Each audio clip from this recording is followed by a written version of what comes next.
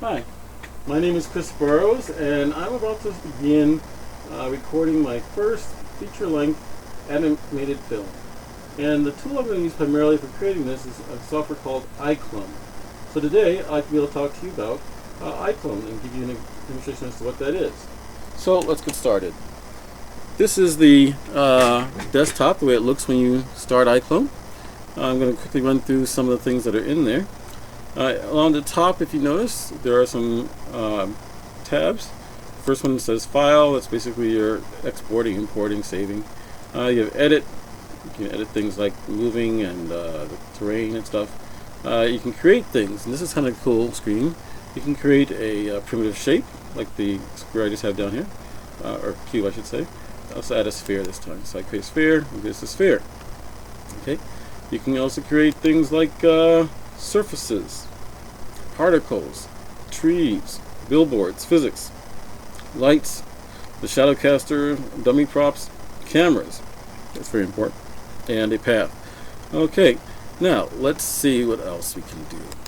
Okay, so if we look across the top also up here, across the very top we have modify, animation, render, view, window, and help.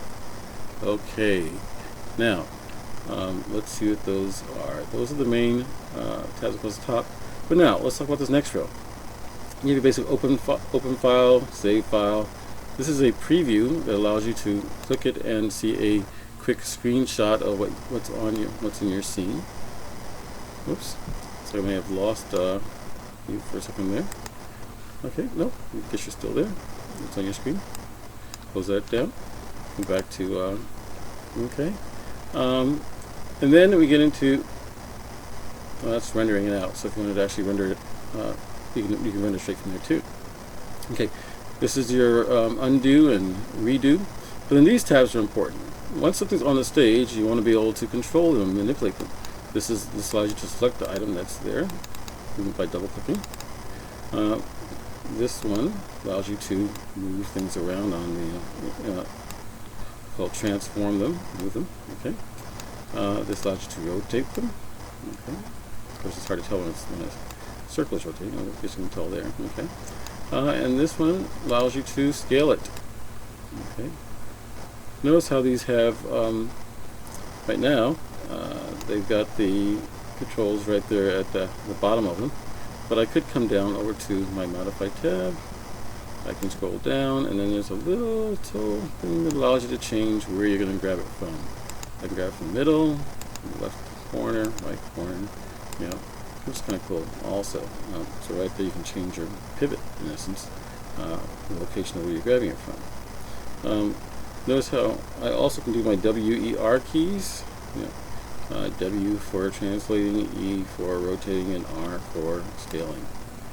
Okay, similar to the Maya setup that we have. Okay, so that's for the tools. This one is for linking it or attaching it to something else. Okay, so each object can be linked to something else. If I right click on the object, it gives me some options here too. I can link it to or attach it to something. So I'm going to say attach, click this object here, and now this object is attached to that one. It's that simple. So I click over here to this object. Notice how I move this one, or scale that one. Go scale. And they both move together. Okay. So let's go back here and say attach. Okay, well I can't detach them from here. Okay. But I can from over in my modify window. So I can open the modify window. And I let's go down to where it says pick parent. I'm just having shown on the ball. And actually, yeah, on the ball I can then choose detach and separate them now. So the ball is by itself again now. Okay. Allows you to align objects. So say I want to align this one with that one. I click there and say if I want to align it on the X, the Y, and the Z. It will be its centers will be the same. You'll notice it's aligning the center to that one's bottom because we told it to do the pivot to be different. If I align center, it'll go like that. Okay. So that's kind of cool. Okay. Then now, in this window, besides for just having, actually, take that off of there, so it's two specific things. Okay, we've got this little eyeball, which will turn it so you can see the object but not see the object. Right now we are in, we're rendering in high mode. I could do a quick mode rendering or high mode rendering. Okay, this light turns on the auxiliary light. This will, it's like hitting the F key. It will frame what's there, or you can go to the home position. Okay, these are your camera controls. Okay, so that is your zoom. So you can zoom in and out. This is your pan, your tilt. Okay. And this is your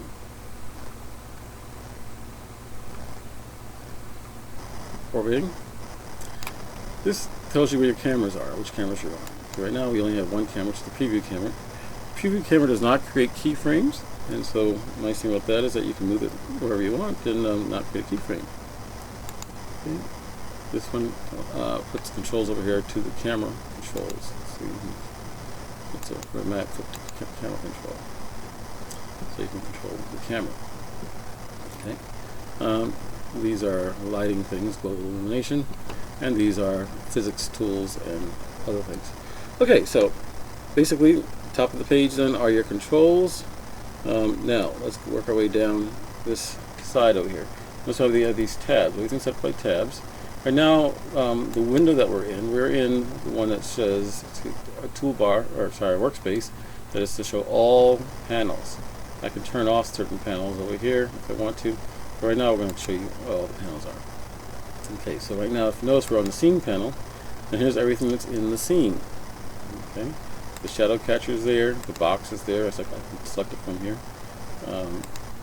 This key light is attached to the box, which turn key light so it's on and off. It's attached to the box. This is actually the key light here, and I can click on that and rotate the light around as well. As I move that box,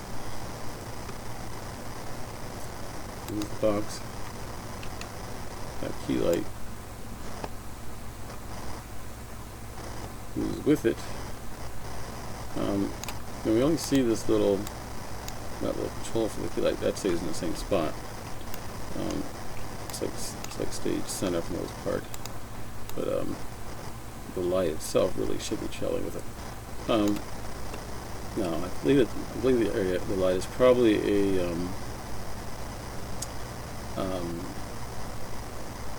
is it great lights, directional light, so that's why you're not noticing it really move.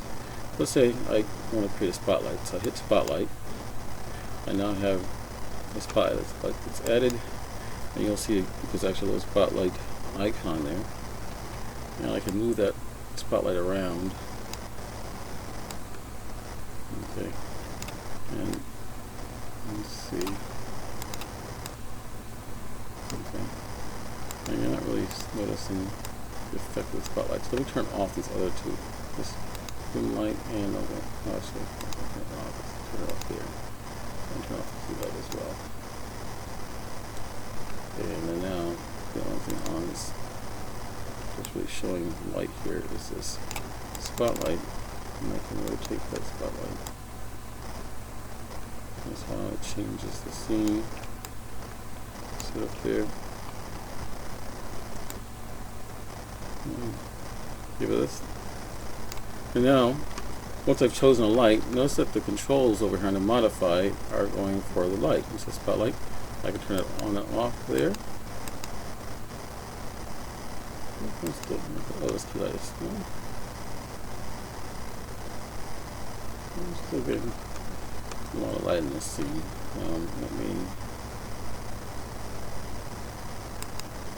Okay, I think this scene is set up so that it is using, image-based lighting for the most part. So I'm going to turn off the image-based lighting. We'll get to that in a moment here, just to show you how these lights are working. So we're in the scene. We've got a spotlight here, and I can control the spotlight. There you go. Now I can aim it a little better. And I can turn shadows on and off for it. I can make those shadows darker if I want them. You know, I think I turned off my shadow catch. No, shadow catch is on. Not see it as easily here. I can change how bright that light is. Let's put maybe to a 3 on there. Okay. Now I can change the color of the light. I'll look in there. There you go. That's that light. Now I can change the range of the light. Notice how far out it's actually going. Imagine the cone stretching out here. The cone angle. And fall off. Okay. I can move around. Like I said, I can link it to a parent to something. Most time it was too more obvious. So I'm going to pick the parent to be this box here. There. Now, when I click on this box and I move it around, you should see the light move with that box, and it does. That's better. Okay. Okay. And then if I want to detach it, I can go back to my light.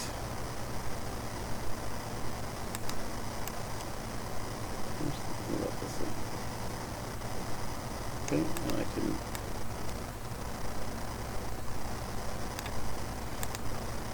take it to the light, and I can choose, I can right click on it and choose attach, detach, and it is no longer attaches back down there where it was before. It's on its own. Okay, but let's say I want to use that with the remote. So just turn this remote on too, and turn on that key light that we had from before. And notice how that key light is also blue light. So let's turn it, make the key light a different color. Make the key light orange. There you go. So now you can see both lights working together in there. Okay, and there's actually no limit to the amount of lights you can add now. When I first started, you only had 3 lights, 3 regular lights and 3 point lights that you could add. Okay. Interesting. Let's try. Let's go to add a point light there just to see what this looks like. The lights. Create lights, point light. Here's a point light. Point lights kind of radiate in multiple directions. So I've got my point light, and let's move. Let's switch here. I'm going to move the point light around. Up. Then move it over here, closer to the box. Okay. Let's see. It's actually not too close to the space code. Okay. Now, a little something about these the angles that we're looking at right now. This little box here allows me to pick which angle I want to see it from. So let's say I want to change my camera to top. I can see it from top. I can use my center mouse to zoom out if I want. Okay. And so I can see now that there it is. Just look from top. And move it over here. Okay, I can switch this. I want to see it from the front. There it is front now. Okay, now this point light is. Okay, let me see the other tools on the top. I'm going to go from the top. Which is not seeing my keyboard stuff. Just the box or something. That far out. Wow, it is. So this light is quite a ways away from those. I'm going to go back to my point light and drag it a lot closer to that box. There we go. You can actually see it activating the box a bit more now. Okay, there we go. And now I can get it from the front. Okay, so we got from the front. There you go. And you can see the light actually interacting with the box. Yeah, and this is supposed to be a whole lesson about lighting, so I'm not going to do too much about the lighting. But notice how I can change the range of that light too, so it actually hits both things. It's kind of cool. So actually, it's just so cool to see how those lights work so well. Anyway, so that's one thing. Now, so under content, under scene, notice that you'll see everything's in the scene. You can pick them and act them. This is to make it so those objects are either visible or invisible. This is to lock it or not lock it. This is to change the way you see the object. Let's say I want that object to be wireframe. You can do wireframe on that one. Especially if it's like a really dense object that might be slowing the machine down. You can switch just that object over to wireframe. Or X-ray. Okay, so it's X-ray the way it is right now, but let's say that I turn here and I can see that it's X-ray. You can see through the object actually. So, you can render that way too. Or it's normal. Yeah. Okay. You can have objects have shadows. You can cast shadows, receive shadows, have no shadows. All or both. Let's put these out. Okay. This is for the other two. Okay, so physics, you make it just has soft lock physics.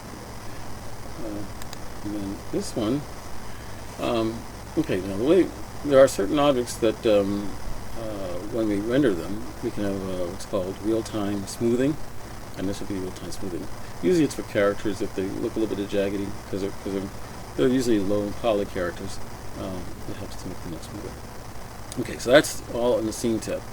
But oftentimes you'll be in the content tab. That's the other main one you can use from over here. Now, so our content tab has multiple things across the top here. This takes you to general templates, and you can pick which thing you want in your template. This one takes you to characters, animations. This one is adding what we used to call the stage, things like atmosphere, camera, lights, etc., etc. This one is adding prompts, terrain, water, things like that. Okay, this one is media type things, video, sounds, and this one is to get stuff from the store. Okay, so let's go here to our actors. Okay, we're going to go down to avatar, and let's see what actors they have. I can look at this one. Okay, those are some that I had from my character design. More characters, non-human, hero, it's about accessories. They should have some of their own. Oh, there you go. They're the new ones that come with iPhone. So let's try Zane. Zane, let's get a tough dude. I'm going to drag him into the scene. Oops. Oh, wait a second as it loads in. Okay, and so as it's loading in, I'm going to come over here and talk to you a little bit. Yeah, so as it loads in, one of the cool things is that once the character comes in, the ones that are made in iPhone, they come in rigged already, also able to speak already, and you just have to apply motions to them and they'll be able to work just fine. You can do the same thing with objects that you might make, but they have to go through a program called Quick Converter tool. Okay, so it looks like it's ready, it's in there. Let's come back to our scene and see what we have here. Okay, so Zane is in there. He comes in T-pose. Not all characters will come in T-pose, but he does come in the T-pose. But notice how dark he is in this scene. Okay, so this is what I'm going to do. I know that I made a change earlier. I turned off my image-based lighting. For now, I'm going to go back down and I'm going to turn that on again so that you can. That's an IBL, it's image-based lighting. I'm going to turn it on. And so now it's using this HDMI file to light him, along with the other lights that we put in the scene. But kind of cool because this is what we call physically based lighting, and it's be very realistic. Notice how I click on Show Sky. You'll actually see that HDMI behind him, and I'm going to get a feeling for where the light's coming from in this scene. So notice how the light is primarily there right in front of him. It's some kind of window or something. Yeah, so yeah, which makes it just kind of odd that his shadows are falling the way they are. But that's kind of say that. For now, I'm going to turn off the show that. So we just get him out there. Okay, so he's in the T-pose. This is all nice and good, but hey, we want to have a character just in the T-pose. So we want to animate him. We're going to move him. So I go to my second tab, which is the one for still in content. I'm going to go over to animation, and now this gives me some options to animate him. I can click on my motion file. I've got some that are just poses, some that are Icon 7 motions, I go 6 character pick creator motions, so on, horse human motions, face motions, so on. Let's just stick with for now. I'm just going to stick with the male. Looks like he has a hold a gun pose, a cool pose. I happen to have a packet that I loaded in that has a number of these like shoot stuff. So I just stick with this one. So there he goes. He's got the stand idle. And if I actually play this through, notice how he's not just standing there. Okay, and might be good to let you know. Okay, so notice I have this timeline down the bottom here. So as items come in, they can be part of this timeline. I didn't want to skip down to this yet, but we'll talk about it now. If I have this button here chosen, then whenever I pick a different something in the scene, it will automatically be the thing that's different in the scene. It'll be the thing that shows up down there. So here's Zane. Notice how when I click on that motion form, this is now his motion. So this is the stand idle motion. You can see he's moving until I get to the end of that, and then he stops. Okay, he's kind of breathing heavy. So I want to duplicate that motion. I can hold it down, hold Control, and just slide over it, and that will drag it, I should say, and that will duplicate it. Notice how motions have a little tab on the end. This little tab on the end is an overlap section.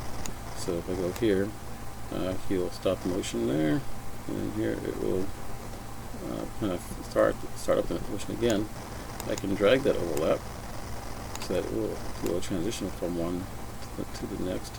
We can't see it too well, but it does transition. This is a little closer on him. Let's see what he is doing. Hey Zane, how are you? Let's put you a good size, Zane. Your face this way so you can see you nicely. There you go. Look kind of angry, Zane. Let's get what's eating you. Okay, so there's Zane. Now, while we're talking about motion, I'll go into this probably on a different video. But the cool thing about these motions is this. So there you see he's puffing and stuff and things. I can hit this split tool right here and break that motion. Now let's work into 2 motions. And let's say that I want him to not breathe in and out, but I want him to breathe the opposite. I want him to breathe out and in. I can go to right click on it, and I can choose reverse. And it will play that motion back reverse. Kind of weird, but yeah, okay. And I can reverse it back. Okay. Now let's I'm going to hold Alt down and use my middle mouse button to scroller. Scroll up. Now let's say that I feel that he is breathing just too slow for me. Too slow. This is 100%. I'm going to take the end of this. I am going to actually I need to pick this one first here. I'm going to drag it out so it's a little longer. Notice now I can get 95%. So it will actually go. He actually will go slower as he breathes longer. Or I can speed it up. Drag it in. And he will now breathe faster. Okay. But let's say I want more than one. And notice how I clicked on this one to extend it. If I clicked up state on that one, this actually is my looping one. So I can actually keep clicking, dragging out, and it will automatically put down multiple ones if I'm doing the same thing over and over. Okay. And then fade to that one. And we're going to start this fade here. And now I have myself a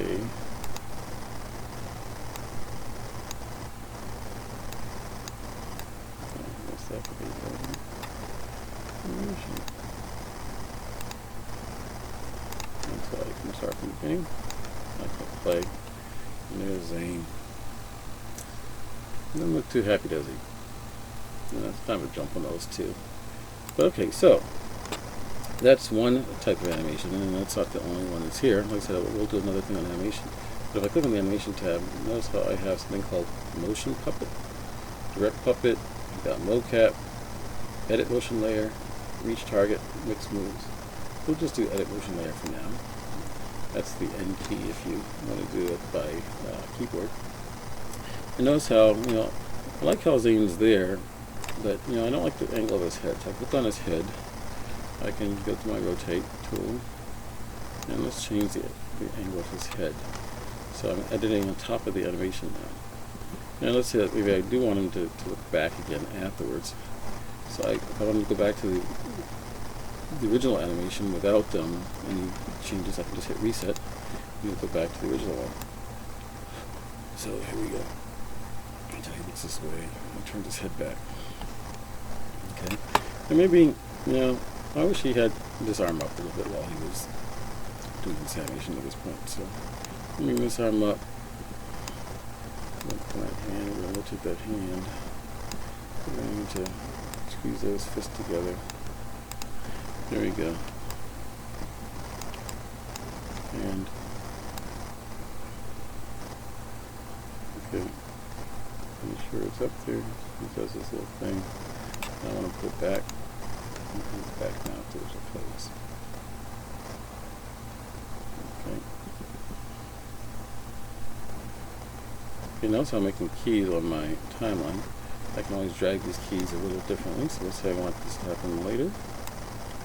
Earlier. In this case, I'll drag something earlier. So we'll see.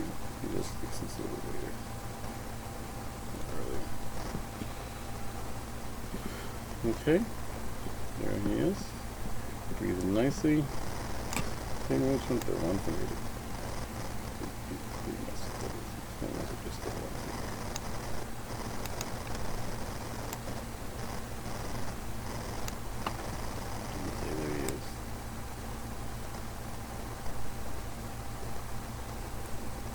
Okay. Now, what if? Okay. I like Zane. Not like breathing or anything else. But what if I want him to actually just actually look at the camera from now on? I can go over to modify, and he actually has a. Actually, I can put a right click on too. I can't do that. Yeah. No, not there. Okay, so what it is modify tab. I can come down to where it says look at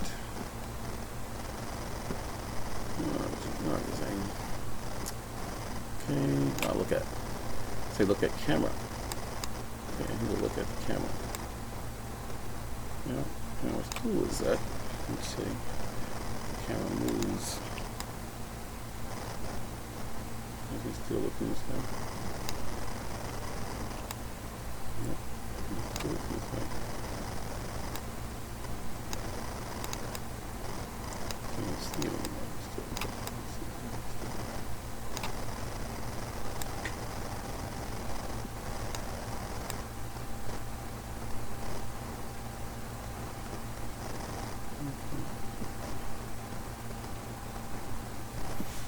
Okay, so yeah, you can have a look at the camera. Now, let's say I wanted to look at it with more of his head than his eyes. Maybe just his eyes look this way. I can choose over here how much he looks at it with. Let's see what I'm saying. Okay. So, this is his eyes.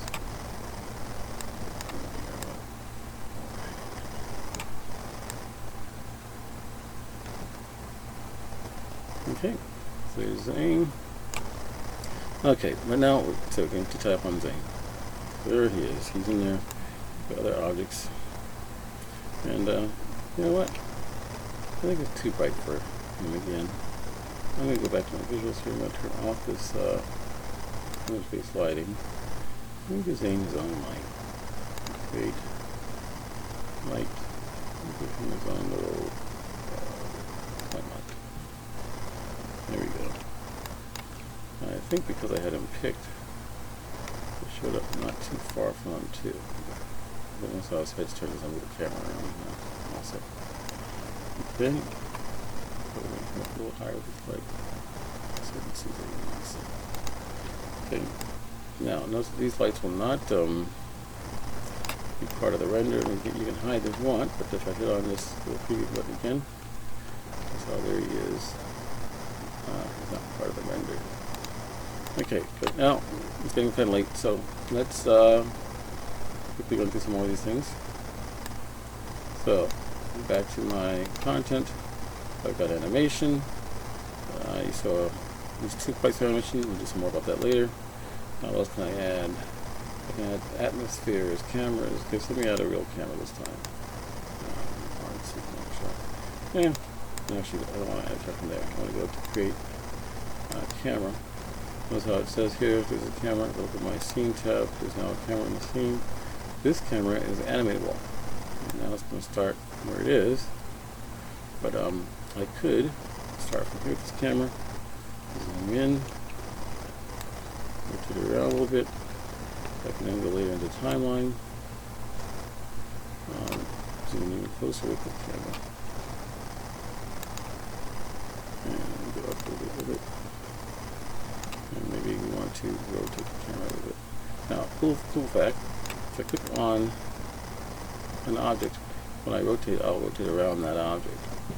So, for example, click back here on the ball. I rotate those, I'll rotate around the ball. I'll rotate around Zane, I click on Zane, and then it will orbit around Zane.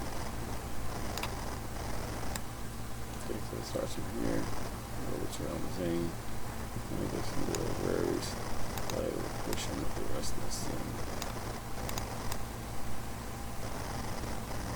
There we go. So, there we go. Be careful. Now, cool thing about cameras also, these are real world cameras. So I'm going to click on my camera in the Modify tab now. Notice I want to see full frame, camera aperture, millimeter inches, width, I want so. But I can actually come up here. I can remove the animation from the camera if I don't like how it was animated. I can fit it horizontally or fit it vertically. I can choose the focal length of the camera. Those are also, I can also animate the focal length, so I could have zoomed in. And what would be animated a little bit also.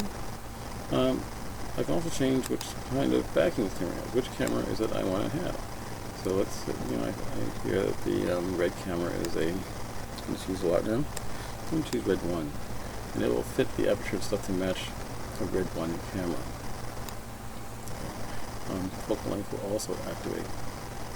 If I had depth of field on, I can say activate depth of field, notice how it's blurry. I can pick my target and have him be what's in focus.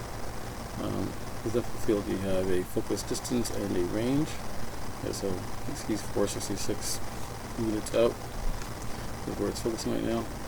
Looks like if I pick target for the ball back there, okay, which is that ball 1728 out, and he's not in focus anymore. So I need a bigger range. 800 is not enough, especially that 1720 out there. So let's go 2000. That seems to be enough behind the ball, but not enough to get me in there yet. Let's try 3000. Okay, I'm getting a little more in focus, but not enough. So I'm going to come back and put my target up front here again. You can actually do that as an animated thing where it changes focus. As opposed.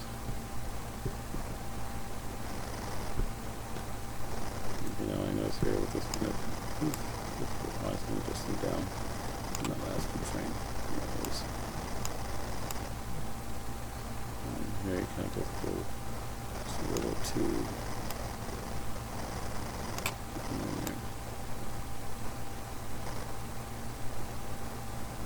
Now, I'm on the camera. Now I'm going to look at the timeline. Notice how I have these two too close together. I'm going to get rid of that one. So that way I just hit the delete key, click into the key. There you go. Now he's in there. Okay, and now I might not like the curve that's there, so I can on here. I'm going to go to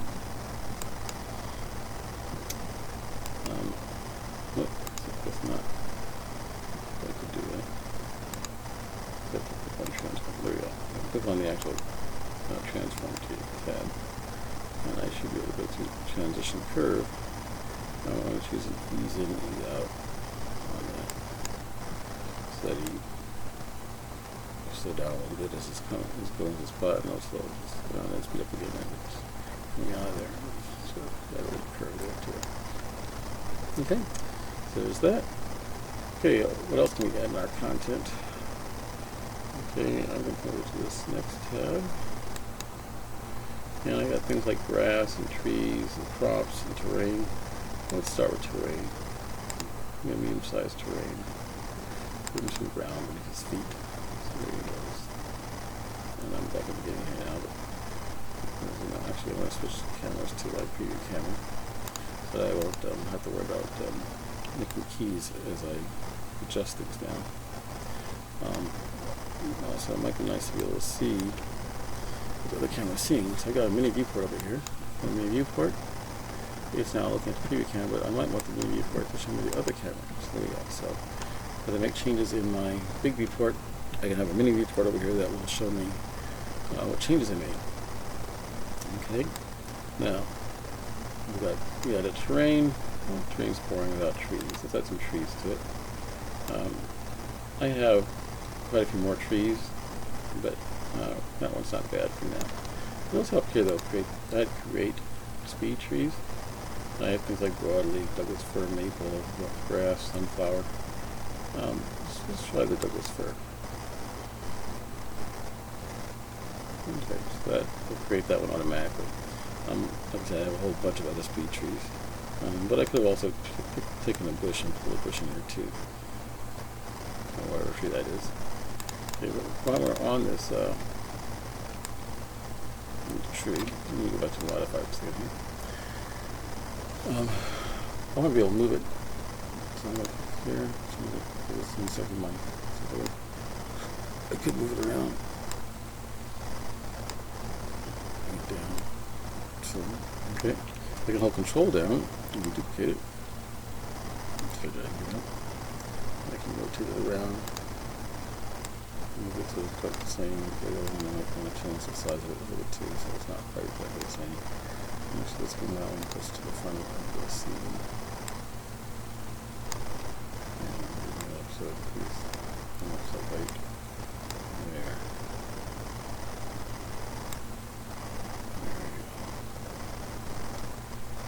Okay, now, notice how when I'm on the trees, and I'll put the sheet back here again, I have a button that says Start Gardening. Click Start Gardening, and I can either plant or knock stuff down. Okay, so I'm going to plant some more. I'm going to change the size of my planting area, and right now I'm planting one tree there, but let's plant 10 trees in that area size.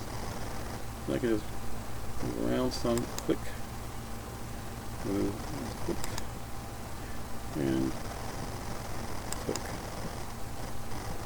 click. Okay. And then I can escape to drop it. Okay. Yeah, it's nice. I've got trees. I've got my guy. Let's add some grass. So I put over here in the grass. And I'm going to go down to like this, just regular grass. I'm going to drag it into the scene over here somewhere. Don't click it, show up the center, which is where his feet are, so somewhere right there. Drag it over there somewhere. Notice that in my scene now, I do have all these trees added. I can close those down. And now I also have a grass, one set of grass added. If I hit hide, I can hide the grass. On my trees, if I hit hide, I can hide that particular tree. I can highlight them all. Oops.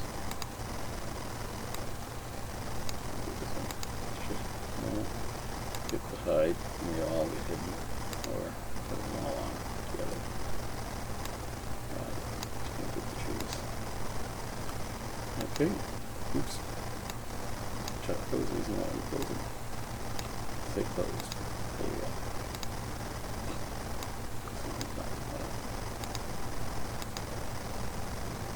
That one I'll plant there too. Okay, well, back my grass there. So I got one little piece of grass there, but just like the trees, I can start gardening with my grass, reaching its density, the size of the area, and I can start planting some grass in there. Okay. So plant some. I want to vary the grass a little bit. You may want to do a little bit of color change to this grass. Let's make the grass a little bit cooler. And I want it, it's a little too tall. It's just 25.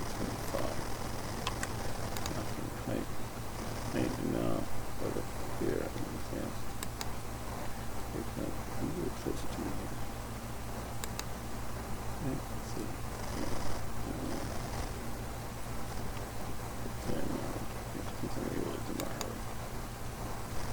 But I can do variations. Okay, I can switch over to another type of grass. And we'll mix this one in here. There we go. Just go through in there. Spots. I can't push these two, but no, I'm just going to go in here. You get the idea. Oh, that's mushrooms. Okay, so there you go. You got the idea. Okay, and then make a nice sky in there. And like you can make your own skies and bring them in. You can see it's a dome around there with the sky on it. There they are in the background.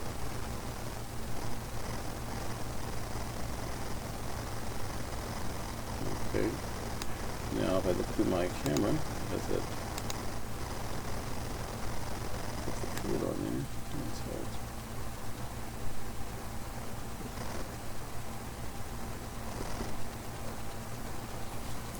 what's going on. Now, you can also choose purples. And I'm going to do a environment one. I'm going to do the rain.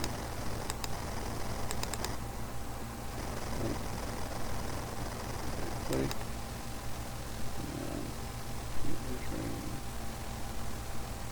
Anyhow, it looks like the fountain doesn't get the rain.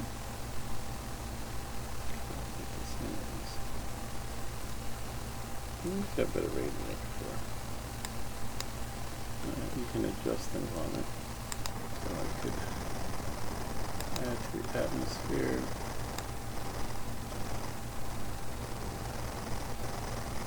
You know what?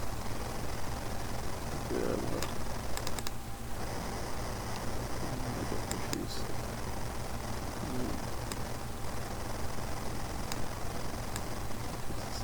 Spring.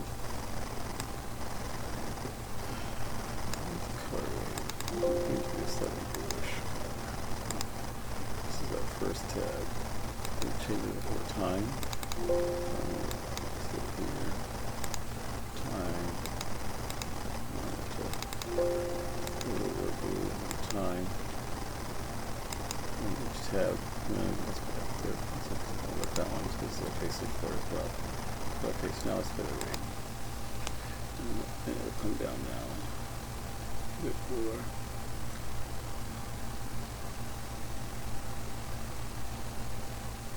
I'm not too happy with that. It's okay, but I don't know. I think we want in front of them. It stays behind a while. Okay, now what about? Okay, now that's my scene though. I do have parking lot rain that's there. That's the generator for the park. There's the rain. So actually, let me move. Which can we do? Move that generator closer to in front of them. That may assist overall. I'm going to find them.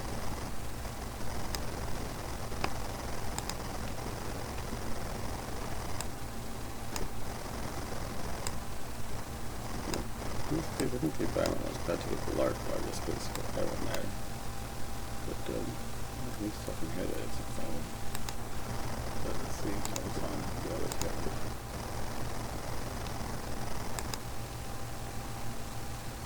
It could be just a field with the way photos in the house. Let's see if I so it can go with the other camera. I turn off my depth of field. Where am I? Yeah. Then just turn it off for now. And do the ray to see if that looks different.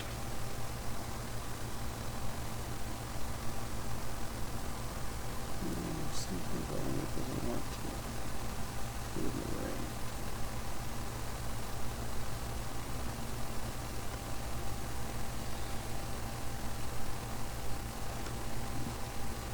Okay, so I'm going to turn the filter back on. Make sure I stay on the first frame when I do it.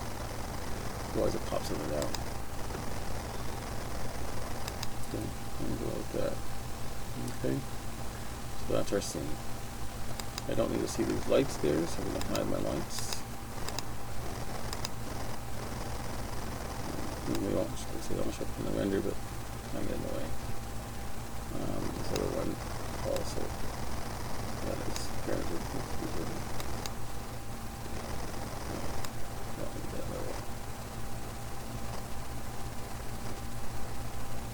Okay, so that's my scene. Now, how do you get out of here? You can like that, click there and see just one picture of it. Yeah, not bad. Or I come over to my render tab, and I decide what I want to do. Do I want to send out images or video? I'm going to send a video. Okay. I want high quality video, high quality audio, well, it's not audio really, so audio can turn down. I could export just the alpha track. I can keep hardware encoding on. I would use the sound video card that will help Python. I want 720, 1280, pixel aspect, 100%. Now, I could render in stereo. Yeah, so I do that. And go stereo, I'll get an image like that can be seen with 3D glasses. If you're home right now and you slip on those 3D glasses, and we can see it in 3D for a moment there. Yeah, let's do this. There we are. Looking at it. My 3D glasses on in 3D. It like just reach out and touch it there. Ooh, it's so cool. Okay. Glasses off. Okay, or under 3D, like instead of anaglyph, I could do side by side, above and below, or do a stream where I send up two videos. Okay, let's play the side by side, which is the way normally I do my 3D. And then that way you can like play it in the Oculus or something and see it in 3D left eye, right eye.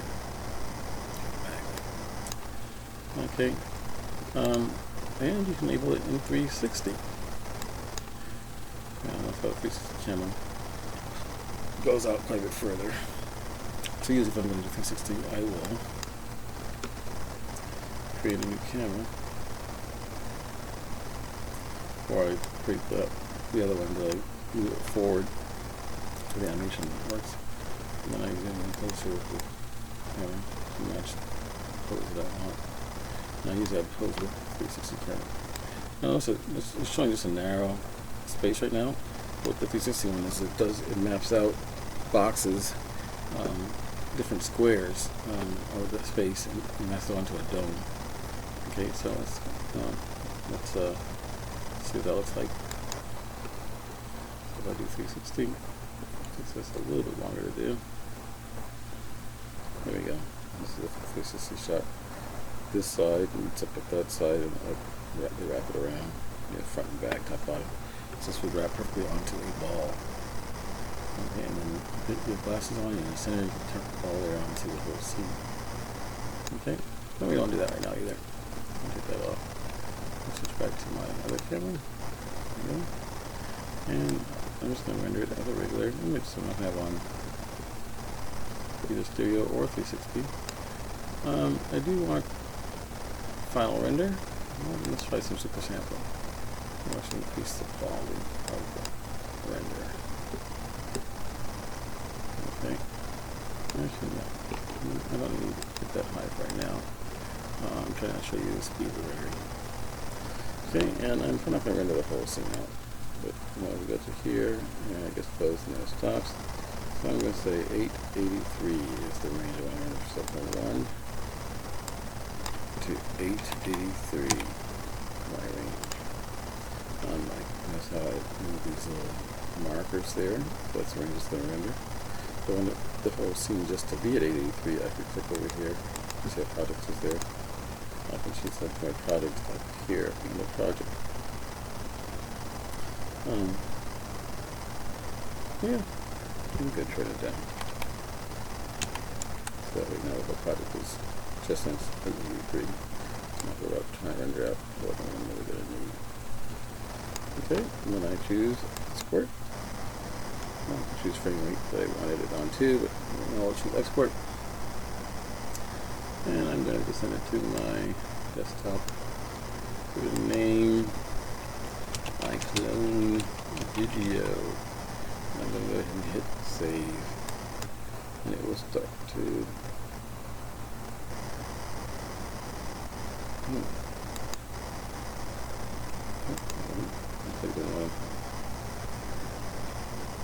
video test, let's say. Video test, save. There we go. Now it's starting out, 0 of 441 frames. It's going to take a second before it actually starts, kicks into here. So 1, so if I run this 3 times, so it's about 4 seconds per frame. And just so we can see this on its own, I'm going to hit cancel there. Okay, that's it. Cancel.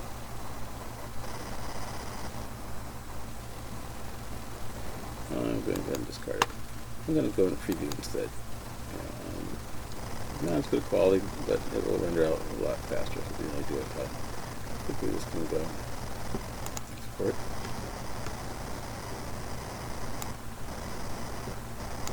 Okay, go test video. Save. Okay, 1, 2, 3, so that's about for a second. Okay, and while that's rendering, I'm going to come over here and see if I can show you something else. So you can get a chance to see this other video while it renders. This is the Birdman from the movie I'm doing, The Umbrella Kid. It's based on a story similar to Mary Poppins and how she had a lady that fed the birds. Well, in my case, it's the Birdman, kind of a weird guy on a steamboat that feeds birds, but he's very wise. Very wise. Okay, and so you can see the Birdman. Now let's come back to our progress on our other scene. There you go, it's feeding through until it's about halfway through. So as it continues to go, what can I say? Okay. So yeah, because that's 62% right now, which isn't bad. But I'm going to let this render out. I should stop the video and talk to you a bit. Okay, well, hope you enjoyed that. It's kind of long, I guess, but I'll get better at this as a video. And you hopefully know more about iPhone and how to use it. I think my next video will be more about the animating process. And then we'll also get more about setting scenes up in the 5/3 video. Okay, well, let's see how we're doing back here. Yeah, I still got a little ways to go, but I can pick this up on the screen for you for now. Like I said, I'm going to plan on uploading this as one video, so I want to be able to not to edit it right now, so I'm going to just keep on playing out. But yeah, it's at 276. There's that hand up that we didn't bring up before. I'm actually going to move this down here.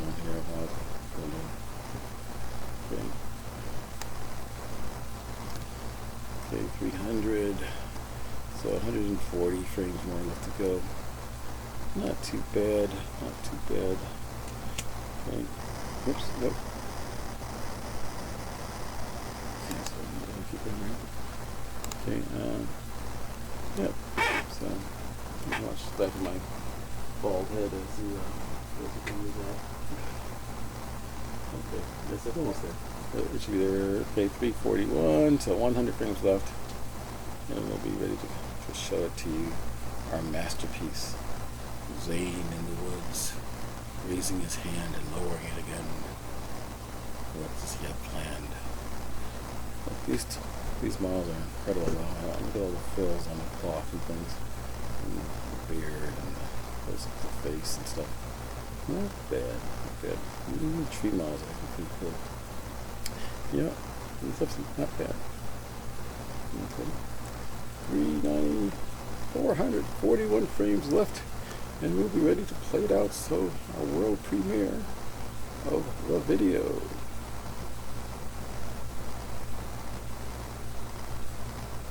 Dun-dun-dun.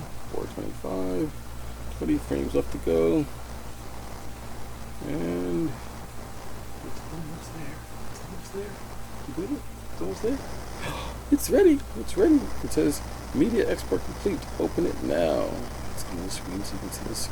I'm sure you can see the screen, but yes, open it now. There we go.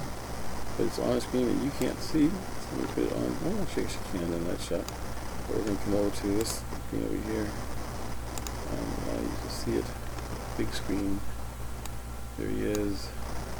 Okay, let's go full size of it. We're going to wind it back. And we're going to play test video. The world premiere of test video. Okay. Well, because I did it in preview mode, you actually see the other camera in the shot.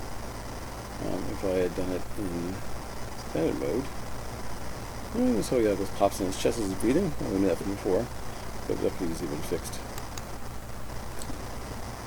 Okay, there we go again now. Zane breathes.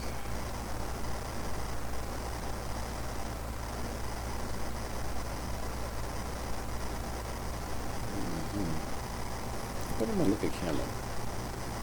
What was the other camera? What we're using?